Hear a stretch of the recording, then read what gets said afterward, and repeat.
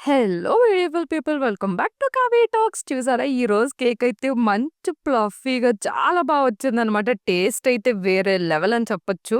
ఇంకా ప్రాసెస్‌లోకి వెళ్ళిపోదామా? ఫస్ట్ అయితే ఉప్మా నూక ఉంటుంది కదండీ! అది కొంచెం మిక్సీ అయితే పట్టుకొని జస్ట్ ఇలా అని ఇలా తిప్పేయండి చాలు. ఎక్కువ మరి పిండిలా అక్కర్లేదనమాట. ఒక కప్పు మెజర్‌మెంట్ అయితే తీసుకున్నాను కదా! అదే కప్పుతోటి ఒక కప్పు ఉప్మా నూక, హాఫ్ కప్పు బెల్లం వేసుకున్నాను. మీరు స్వీట్ ఎక్కువ తింటే ఫుల్ కప్ వేసుకోండి. అదే కప్పుతో ఒక కప్పు పాలు, హాఫ్ కప్పు పెరుగు వేసుకున్నాను. ఇంకా అందులోనే ఒక spoon baking powder, half spoon baking soda, ఇంకా ఒక స్పూన్ కోకో పౌడర్ అయితే వేసాను ఫ్లేవర్ కోసం. ఇంకా చిన్నది పించ్ ఆఫ్ సాల్ట్ అలా చల్లాననమాట. బావుంటుంది.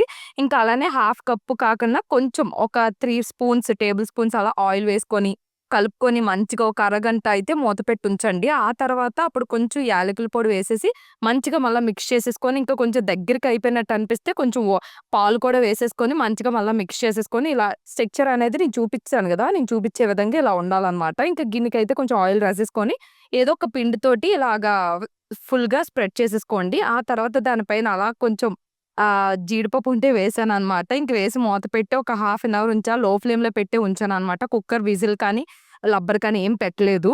చాలా బా వచ్చిందసల. టేస్ట్ విషయానికొస్తే వేరే లెవెల్ అని చెప్పొచ్చు. చాలా హెల్తీ వేలో కూడా చేశాను కాబట్టి ఒకసారి మీరు ట్రై చేసేయండి. ట్రై చేసి ఎలా వచ్చిందనేది కామెంట్ చేసేయండి. ఇంక ఈ వీడియో నచ్చితే ఏం చేయాలో తెలుసు కదా! Like, share, subscribe.